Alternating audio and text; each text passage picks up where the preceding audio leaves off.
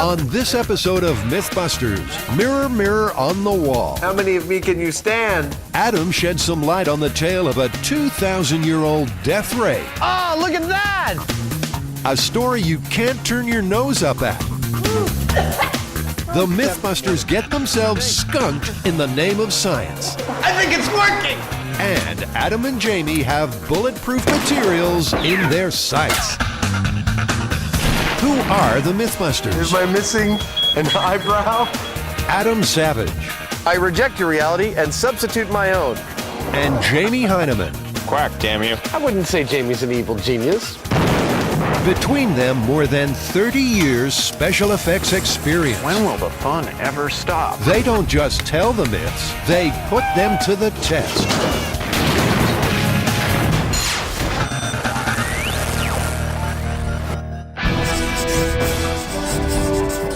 First up, a myth from the mists of antiquity. This time we have what I believe is the oldest myth that Mythbusters has tested. It comes from the 3rd century BC, right from the mind of the famous scientist Archimedes.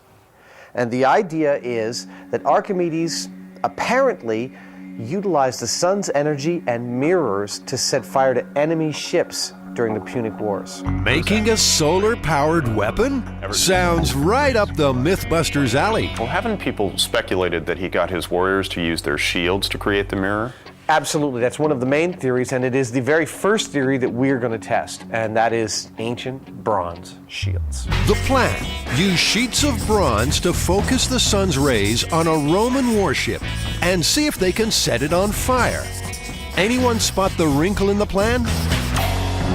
Roman warships, or triremes as they were known, no longer exist outside of Hollywood. What is the actual thickness we're looking for? What's the thickness of a Roman trimarine? Adam gives the build team its biggest challenge. Try and construct part of a trireme using only materials available to the Romans in 215 BC. The key factor here is actually the density of the wood, its flammability. We want to be able to make this death ray have a certain temperature. We want that temperature to be a temperature that would have set fire to this kind of boat. While Tori and Carrie are left to grapple with that little problem, folklorist Heather Joseph Witham has been brushing up on her ancient history. Archimedes was definitely a real person, and his many inventions and discoveries were documented by historians of his time period. However, the ancient death ray wasn't written about until 800 years after it was supposed to have occurred by Anthemius.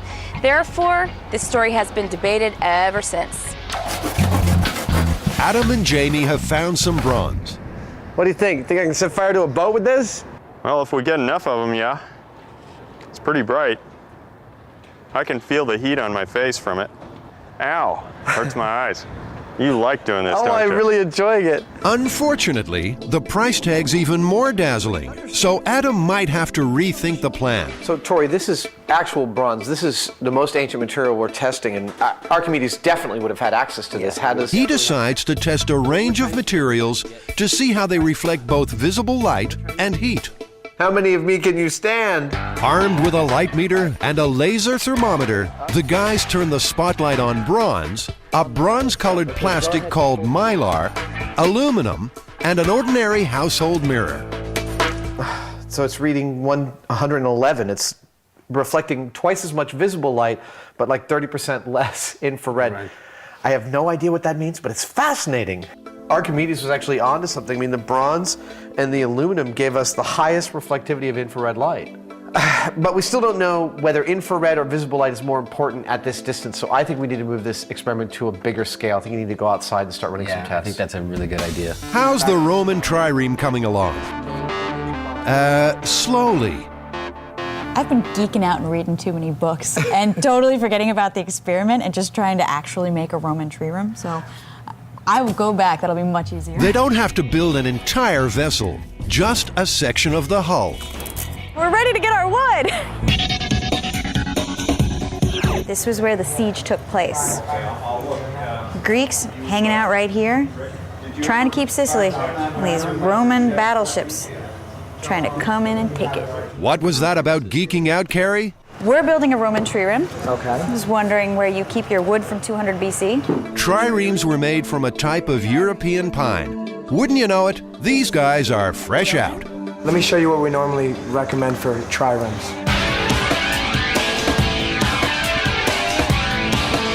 The nearest match is spruce. Not perfect, but short of going to Italy, it'll have to do. That doesn't seem too safe. Somewhat frightening. People didn't like driving behind me, I'll tell you that.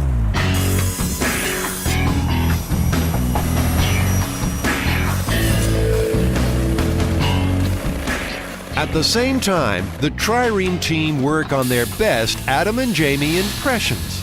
We just need a piece of wood. We don't actually need to build this. Well, Jamie, I don't know. I mean, you know, you gotta be accurate. I think it's more accurate if we just use a piece of the correct wood. Yeah. I'm gonna need to do 4 down low and 4 behind. Tori goes off to help Adam, who's still trying to work out which material he should use for the death ray. So we're gonna take a reading with the Mylar, and then you're gonna switch to the Plex, and we'll take a reading with that, and then you'll switch to the mirror, and then we're done. Looks like he's lining up a class photo, but this class is failing one basic test, aiming their mirrors at the target. Gather them in, come on. Makes you wonder how 300 Greek soldiers with heavy shields managed it. We're busting the myth that 8 people can coordinate the simplest of movements. 91. But who's that?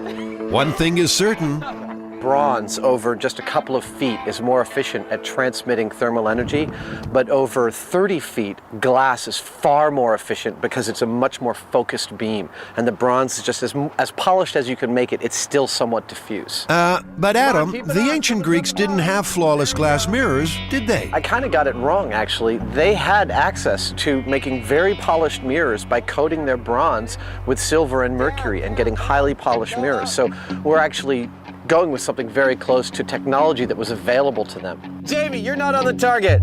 Jamie thinks that, on reflection, his fellow Mythbuster is on the right track. I think it's looking surprisingly good, actually. Even with a small test like this, we saw a significant increase in temperature right away. And we're going to be going dramatically up in numbers with the mirrors that we use on the real thing. I don't see any problem here. I think we're going to set something on fire.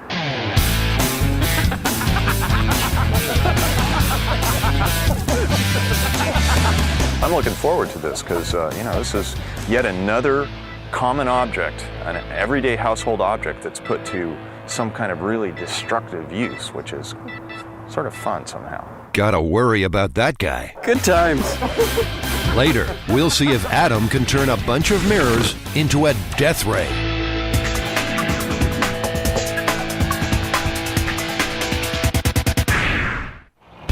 Once again, the Mythbusters have become Whiffbusters.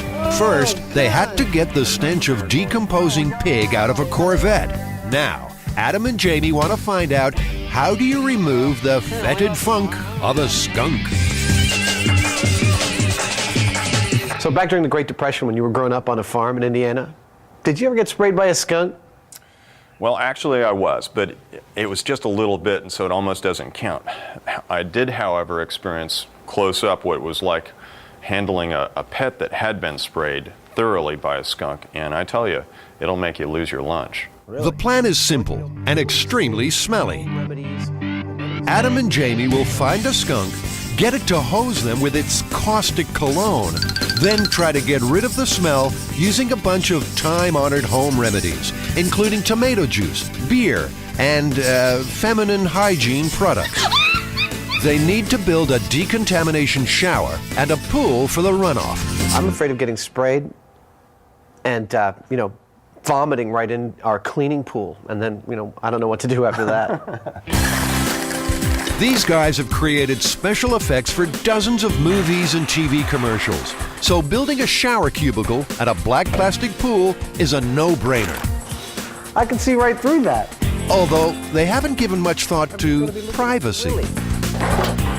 And it's even easier when part of the rig already exists. This is actually our bubbling rig from the Titanic myth. So nothing goes unused at Mythbusters.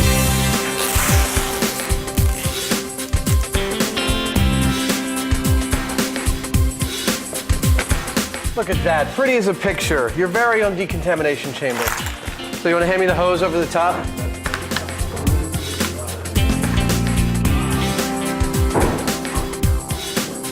Water coming on. Oh, that's great! Look at that! You gonna install one in your home? I don't need to, I just bring this one home. So we got a table full of home remedies for skunk smell right here. And some professional ones. Yeah, well, we got the tomato paste, we got your hydrogen peroxide baking soda vinegar mixture, we've got your feminine hygiene products, dish soap, beer. Are we drinking the beer or are we cleaning with it? Well, if we get clean with it, we'll have one later. It's one of those things I'm not looking forward to. Yeah, there's no excuse for getting out of this one, is there? It's not dangerous. Nope. As far as I'm aware, it's just unpleasant. In fact, that reminds me, we need a bucket in case, my ham sandwich comes back up. Unpleasantness gets too much. Yeah, exactly. All right, I'm gonna get a bucket. Skunks, huh? I'm not looking forward to this. All we need is a skunk.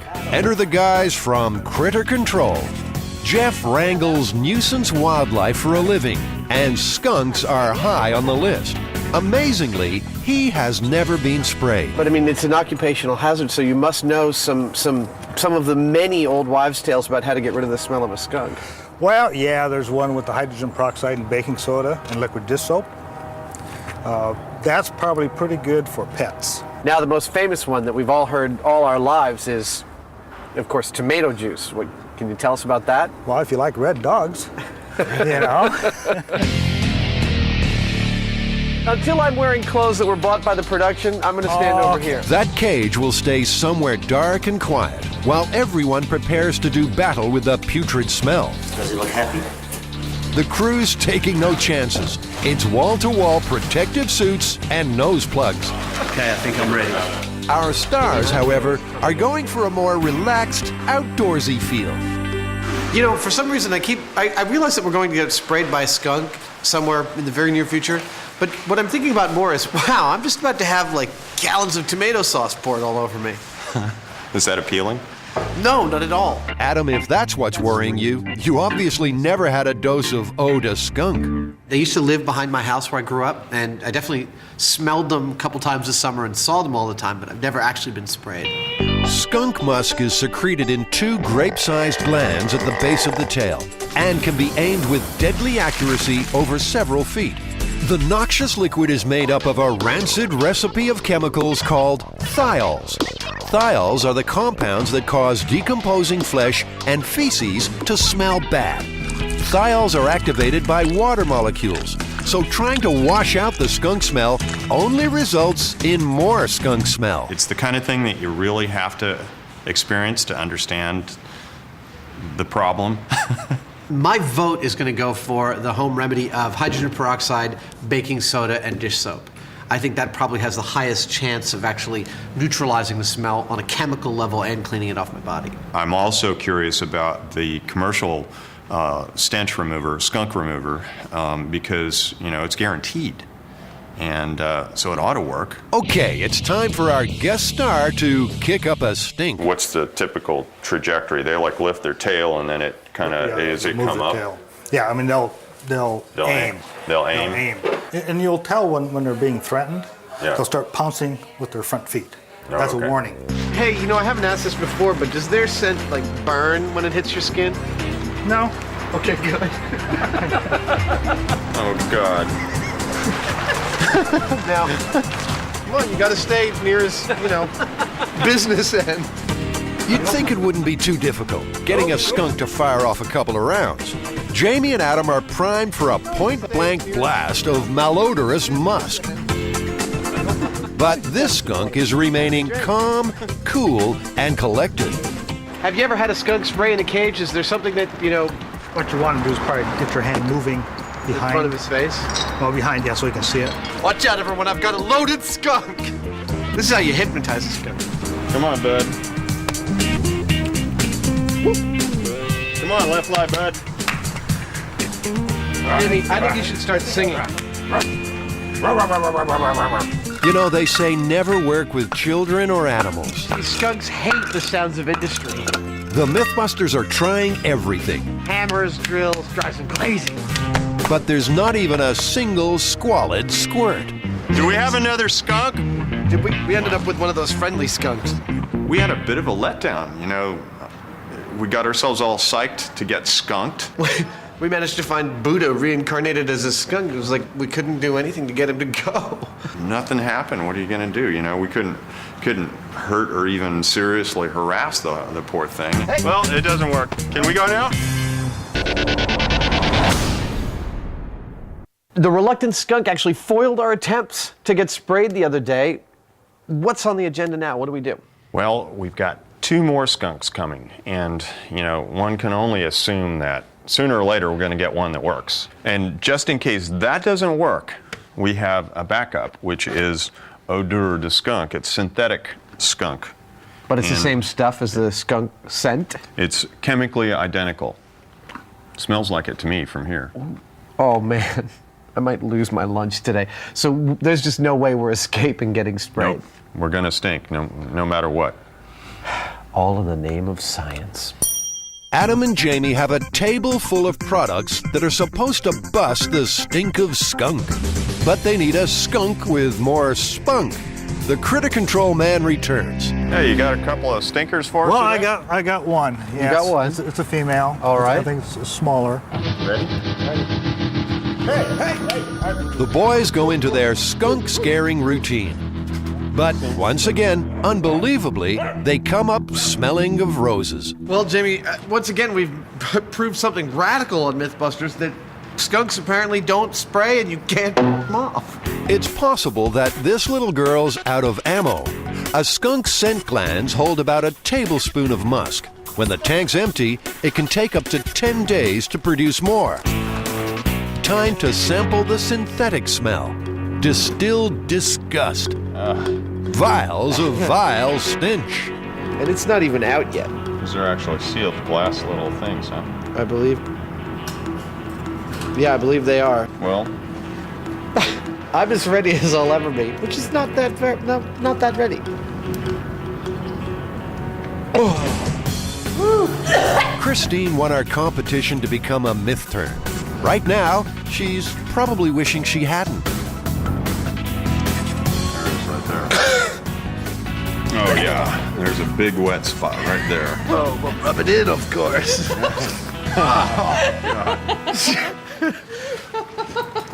Man, that is the stuff. Maybe this might inspire our shy skunk to join in. What do you think, girl? Does it smell familiar, huh? Yeah, don't know what to make of this, do you? Just like, these guys are ugly, but they smell great. But now, there's another problem. This bad smell isn't hanging around. It's wearing off really fast. I mean, either that or I'm getting used to it, which is really disturbing. Turns out the substitute's no substitute for the real thing. Sorry, guys, you'll have to find a skunk. I'm sorry to see this little guy go. I really kind of got attached to him. Don't worry, guys. Skunk number 3 is on its way. The Mythbusters are trying to solve an ancient riddle. Did the scientist Archimedes destroy a Roman fleet using only mirrors? While Adam's working on the death ray, the target's taking shape. This has been a crazy experience trying to build this, and I can't imagine people back then with the tools they had building these sort of ships. I mean, it's amazing to me. So Archimedes coming up with something so brilliant. I mean, he came up with so many weapons. This has got to be true. Tori's not so sure. They better rent a flamethrower because I don't think those mirrors are gonna work. Jamie's got a flamethrower in his office. The vessel now has to be caulked or made watertight. And they're doing it the same way the ancient Romans did. First, hemp fiber is wedged between the planks. Really, this is Jamie after traveling around the world on a sailboat.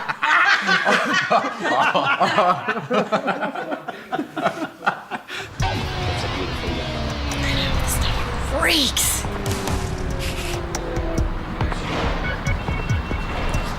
I'm gonna be sick. I'm done with this. Then just add tar.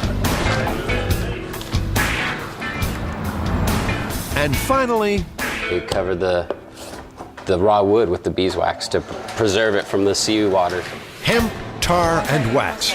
It's almost as if the Roman fleet chose the most flammable materials they could find. That's gonna be cool. And it's away, Rio, away, Rio. Now, it just so happens that Mythbusters safety officer Jim Rockwell is a bit of an old salt. He loves a sea shanty. Goodbye to Sally and goodbye to Sue, away, Rio. And if things go according to plan, he might have to learn a couple of verses of Smoke on the Water. There's not much on a boat that doesn't burn. In fact, fire is one of the biggest hazards at sea. And when you mix a light wood like pine or fir with wax and pitch and loosed up pieces of rope, unspun yarns of rope, it's just a tinderbox floating around. So the trireme section is shipshape. Adam's chosen the type of mirrors he wants for his death ray. Now he has to work out how many he'll need and how best to arrange them to harness the sun's boat-burning potential. All right, this right here represents a 1/12 scale model of the Archimedes death ray experiment we're going to actually do for real. Here's our miniature boat, and here's 13 Jamies focusing the sun's energy on a target. So we'll be able to aim all these guys up. So there are three methods that Archimedes could have used to actually focus sunlight and set fire to his enemies. The first and the simplest one is actually handing a mirror to every one of X number of soldiers on the shore. The problem with that is it takes a lot of soldiers to get a focused beam, to get something strong enough, and as we saw in our test with even 8 people, it's really hard to coordinate even that small number to focus their mirrors all at the same point. Gather the men, come on, hold it there, come on people, what's going on here? Focus! Attention deficit disorder club. The second method is to have all the soldiers who are holding these mirrors actually point their mirrors at a secondary mirror, which then focuses on the source. The problem with this is, unless that mirror is curved, it sends out a scattering of beams, and you can see that up on the wall up here. There. You can see that it's not a focused beam, it's an array just like these guys. So that method's pretty much out. Adam builds a miniature rig. Did you know that Archimedes built the first disco ball? And the result is quite illuminating. The third approach, and the one we think that Archimedes was probably most likely to have stumbled upon, is holding all of the mirrors inside a common structure with a common focal point. Although this arrangement, which is called a Fresnel arrangement, wasn't invented for another 1,000 years, its concept would have been very clear to Archimedes. And that is that as each mirror gets farther away from center, its angle is increased, so it's still aiming at a common point. And in this way, you're actually able to get all of these mirrors, 61 of them, focused at one spot, and we're looking actually to make a whole bunch more mirrors than this. So I think this is the most likely arrangement we're going to go with. They tap solar power in a similar way. At the Solar 2 project in California's Mojave Desert, almost 2,000 giant mirrors reflect sunlight onto a central tower containing molten salt. The superheated salt is then used to boil water, and the steam powers a generator. The result? Enough electricity to power 10,000 homes. Now, Adam knows the sun produces 100 watts of energy per square foot, so 300 mirrors should produce 30 kilowatts per square foot, and that's hot, about 600 degrees.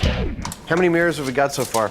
Oh, about 250. Those mirrors will be screwed to a frame measuring more than 400 square feet.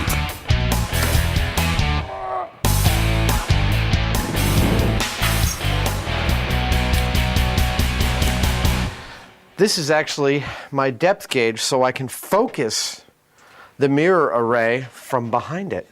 All the mirrors have a screw adjusting their angle, and this depth gauge tells me how far a given screw should be out for a given row. The setup is big, and time is short. I need to start drawing these circles because I need to drill 300 holes. Right. It's not like I'm sitting over here, goofing off. I'm just trying to get this thing right. I want this thing as tight as it possibly can.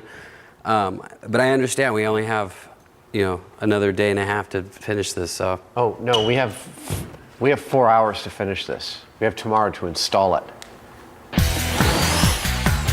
So begins a Fresnel lens frenzy. They've got paper on them so that we don't blind ourselves when we're trying to focus it, or burn down somebody's house or something like that.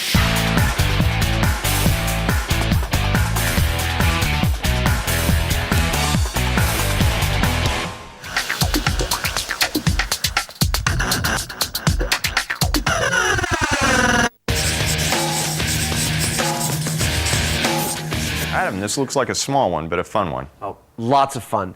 There's tons of myths out there about what is bulletproof and what isn't, and we're going to set out to test as many of them as we can. What do we got? We got playing cards. Books. Zippo lighters. It's off to the Chabot Gun Club to test this myth. The setup is simple. In place of a human body, one slab of ballistics gel, and a selection of mythical bullet-stopping items. Target number 1, a book, hardcover naturally. And the weapon of choice, a .22 caliber rifle. Dead center. Well, pull it out. Let's see if it went through. It did not. It did not. So somewhere, oh, look at what it did. Punch the paper. Yeah. Where's your round? There it is. There's your round. It's probably actually about 400 pages it made it through. So shall we try a .357 Magnum, see if it makes it all the way through? Did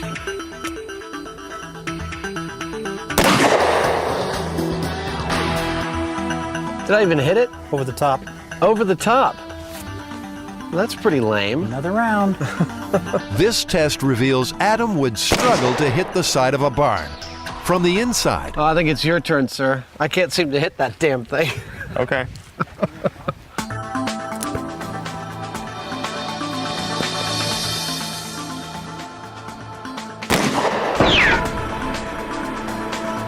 Well, let's see what it did. All right. Oh, went all the way through.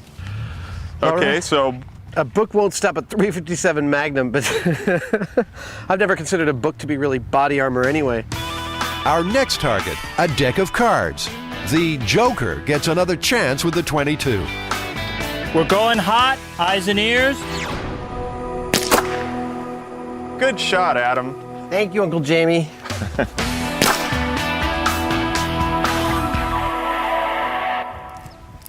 And it went through it. It did. It went all the way through it. But not through the ballistics gel. You can see it. Yeah, no, it made it about 6 inches into the ballistics gel. Still, if you had one of these in your pocket, it wouldn't do you any good at all. I think it's time to try the Zippo. Okay. Are you ready, Ace? Yeah. All right, let's do it.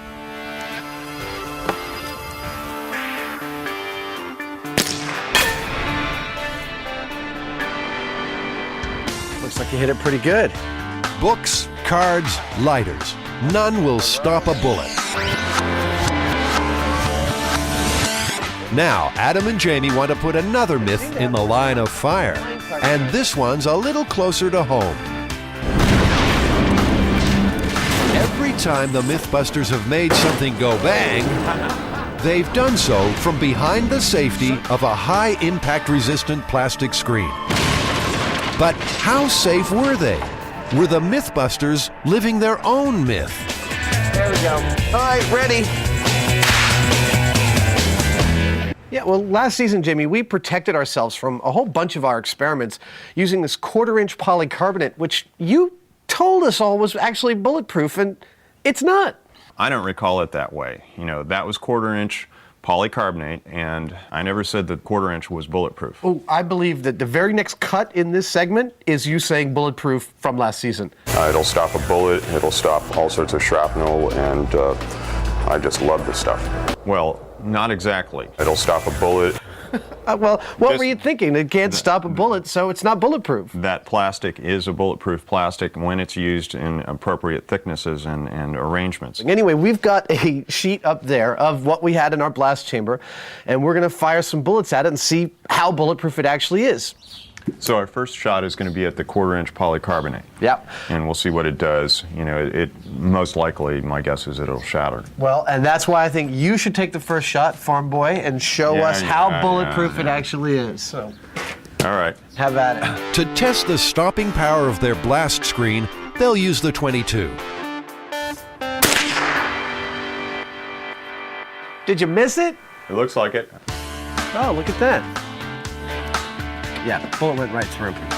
It's worth remembering the guys aren't actually being shot at in their experiments, but it's got them wondering what they should be behind if they ever are. Not even remotely bulletproof. Okay, well, let's try the real thing. Let's do the real thing. This stuff is rated bullet resistant. Again, they're using the 22. Okay, I'm firing. Wow. It's a little high. All of a sudden he's like, yeah, it's a little high. Yeah, that definitely stopped it. The bullet hasn't even penetrated halfway. Once again, they pull out the .357 Magnum. Well, that looks almost like a bullseye. Wow. Look, it's like completely encased in the plastic. Oh, that is really cool. So the .357 Magnum didn't penetrate the bulletproof glass either. Clearly, this calls for something special. This is the .44 Magnum, right? This is the .44 Magnum, first cousin to the Dirty Harry gun. So this is the most powerful handgun in the world, is that right? At the time that movie was made, yes. The fabled .44 Magnum, Dirty Harry's weapon of choice. Take a breath, relax. But again, that tough little box has stopped the bullet. It did about the same as the .357. It's a bigger hole, but it didn't go any deeper, I don't think. Right, but it means it's spread out more energy right there in the middle. God, that's fantastic. It's becoming a source of considerable frustration. So we got to stop pussyfooting around here. What do you got that'll make it through that thing? What they've got is the Springfield 30-06, the oldest caliber rifle on the grounds, and the Mythbusters' last chance to see if bulletproof really means bulletproof. That went right through it. Wow, look at that. Went right through that side and right through that side. It didn't even make the thing jump. Wow. You know, this stuff is pretty impressive what it did with the handguns. It's exactly what they rated it for. You know, it's not made for a high-powered rifle. Yeah, well, and we were using the highest powered thing they had on site today. Yeah.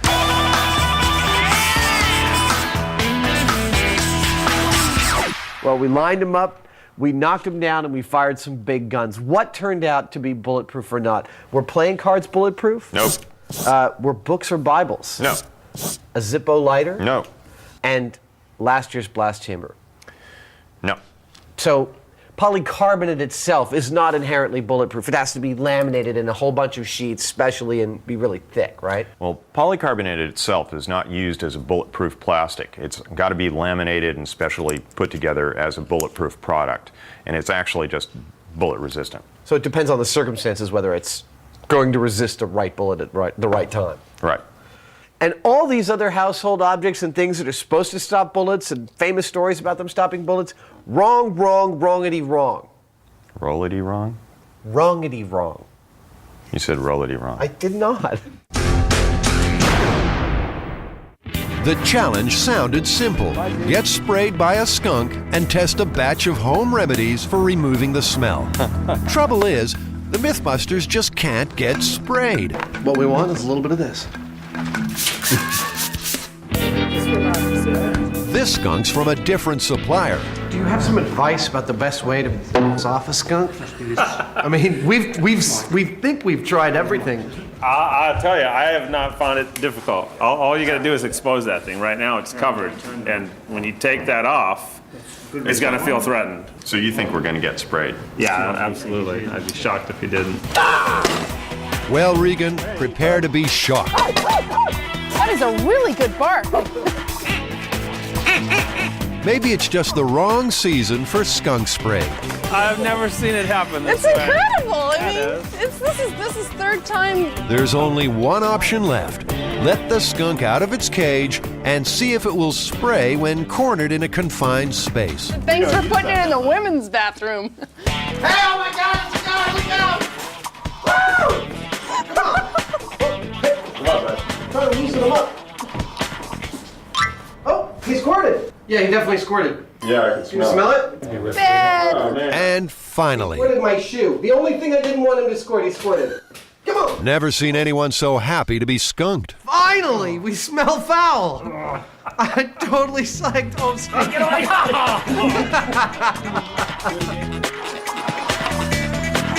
At last, a chance to test our skunk smell remedies.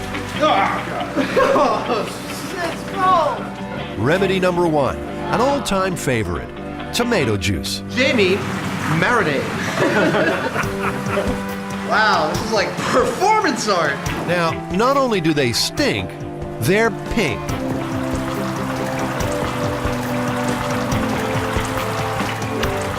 For everybody out there that thinks we have a great job, think again.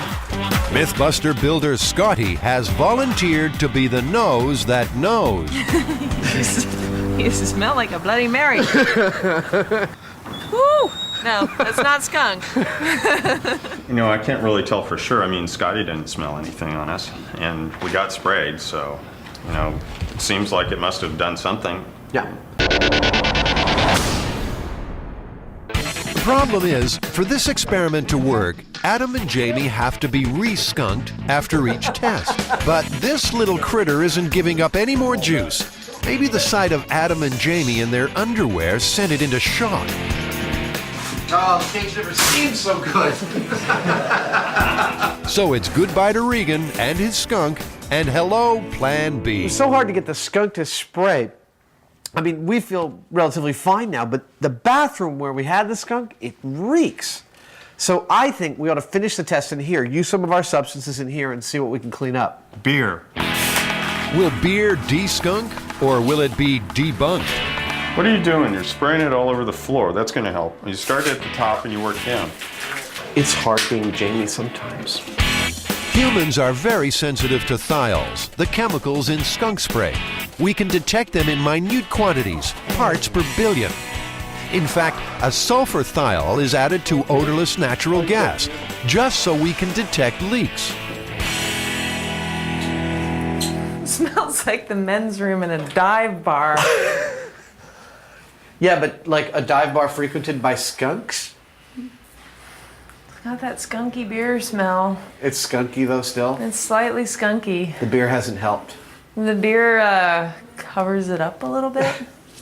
Like I said, it smells like the boys' room. All right, so beer, busted. Okay, that's tomato juice and beer down. All right, time for feminine hygiene products. How's that work? I think you just twist it, probably. So what's in these things? It's supposed to be vinegar and water. Yeah, it tastes like vinegar and water. Talk about a thirst for knowledge. You know, I just took a taste test. All right. Scotty, you're on. Well, it didn't get out the beer smell. Just tell us if there's a little skunk on the wind. Yeah? Yeah. Still a little skunky. So, feminine hygiene products, douche, busted also. Not so fresh. It seems those thiols are still working their magic. We're down to our second to last test. Okay, it's 2 ounces. Hydrogen peroxide, baking soda, and just a squirt of dishwashing liquid. Better, worse? Better. Goldilocks? Really? Yes. A lot better. A lot better. It smells very clean. Home remedy might have worked. Yeah. When the peroxide, baking soda, and soap mix, they release a storm of oxygen molecules. Those molecules bond with the thiols in the skunk spray and change their chemical makeup, neutralizing their smell in the process. In fact, it's worked so well that the bathroom has to be re-skunked for the final test. Adam uses up the last of the synthetic skunk stink. All right, so what is this stuff? Commercial skunk remover. Really? Yeah. It's made for this purpose. What does it smell like?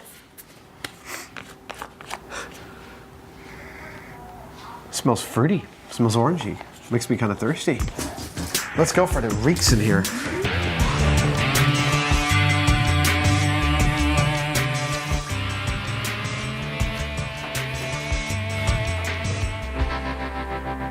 Pretty good. Slight bit of skunk. How did it compare to the home remedy of the last test? I think the home remedy worked better. The home remedy worked better than the commercial skunk remover. I think so.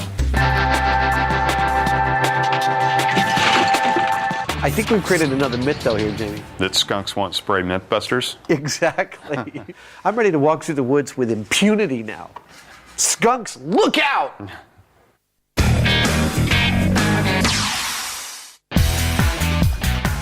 Turn your wheels this way. I want it angled slightly. It's D-Day for the death ray. Luckily, it's not overcast. Dude, you think it's gonna work? Oh, absolutely not. All right, let's get it floated. The trireme's being launched on its maiden voyage. Adam and Tori have to work out a way to float their boat. And soon, there's drama on the high seas. We built half a boat, and it's not floating level because it's only half a boat. So now we're trying to get weight into the back of this thing so we can get it upright and actually see something that we can burn.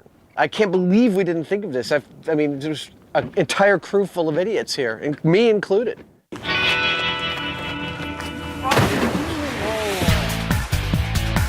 At the same time, Adam's death ray has arrived in sections, ready for assembly. These screws that I'm putting in are actually the aiming screws for all 300 of our mirrors. And once we get them in, we have a formula for what their position is, in or out, depending on the row and their position on the mirror. And then we'll get some fire.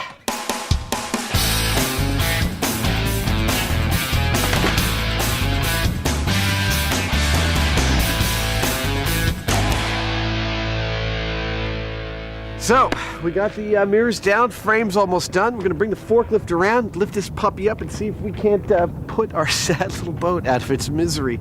Not so fast, Adam.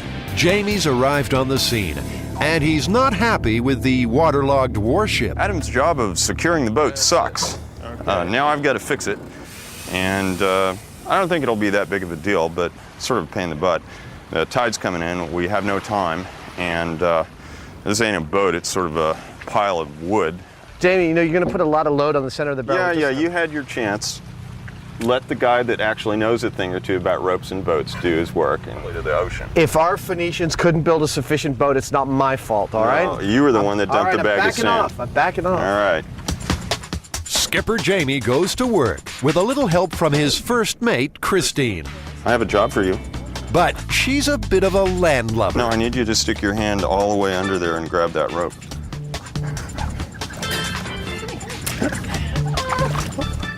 Wait. Oh!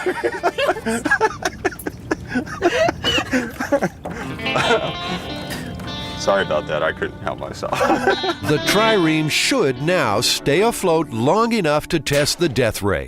So, Jamie, some more old-timey stuff from the farm? You're gonna go fishing with a bow and arrow? Well, not exactly. The myth says that Archimedes focused the mirror to hit the boat a bow shot away from the walls of Syracuse.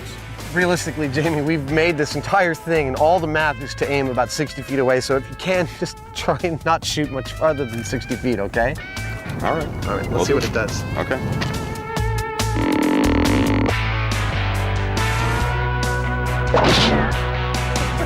That was gone. 60 feet is the hot zone, the point at which the 300 reflected rays will converge. 60 feet, right there. The mirror rig is exactly the kind of thing that Adam's good at. He really flew through this. It's a big, hard to build thing that he did in just like practically no time at all, I think it's actually quite brilliant. Despite that, he doesn't think it'll work. It's just so hard to imagine that something of this scale would actually set something on fire from 60 feet away. I just don't know. I'm actually really excited to see whether this works or not, but my guess is that it won't. The trickiest part of this challenge is raising the rig. The worst case scenario here is that the whole thing is just going to collapse somewhere in the middle of us trying to lift it. And if that happens, it's going to be like Humpty Dumpty, all the king's men can't put it back together again. Stop! We got it, Jamie! Oh, look at that! I can't help noticing that it's not on fire. 300 mirrors, it should be on fire. That's a pretty bright light you got going there, buddy. The Romans wouldn't know what hit them. Oh, bright light. Sail away. Jamie dons a fire suit. There he goes.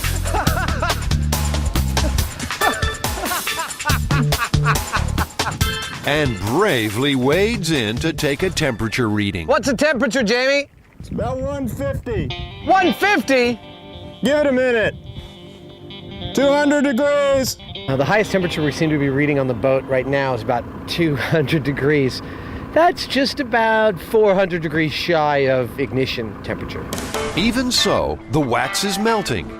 Oh, I see wax dripping off. As a boost, the team holds up sheets of Mylar. The added rays bump up the temperature almost 100 degrees. That's 280 degrees. 284, 287. The tar begins to smolder, but still no flames. Something else is clear. For this to work, you'd want the enemy to stay very still in exactly the right spot. Our death ray doesn't seem to be working. I'm standing right in it, and I'm not dead yet.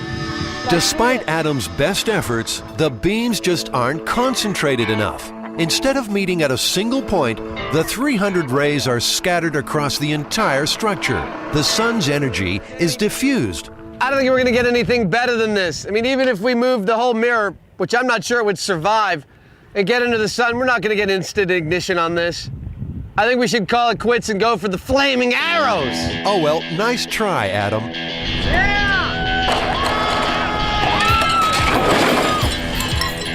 Now, that's about 2,000 years bad luck right there.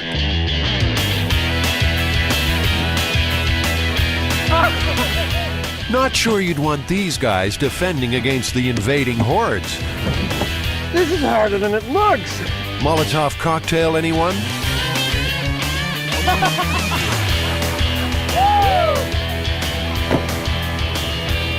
The waterlogged trireme just won't burn. Not even gasoline can provide that elusive spark.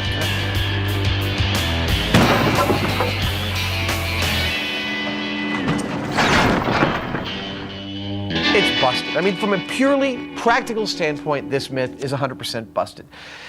If you have enough mirrors that make an effective death ray, the rig that they're mounted to is going to be so big, we saw, that you can't move it or aim it effectively. Yeah, Archimedes was a really smart guy, and like a lot of us, he knew that sometimes the simplest solutions are the best ones. This is not a simple solution. No, I mean, you could only use it at a certain time of day when it's most effective. It's difficult to aim. What, are you going to ask your enemy to please show up around noon? Or what if it's raining? If I was a Roman, I'd want to show up on a rainy day. Now, this is definitely, I really wanted this one to work. I wanted to see some fire, but the question wasn't whether we could do it, it's whether Archimedes did it, and I think we showed that he definitely didn't.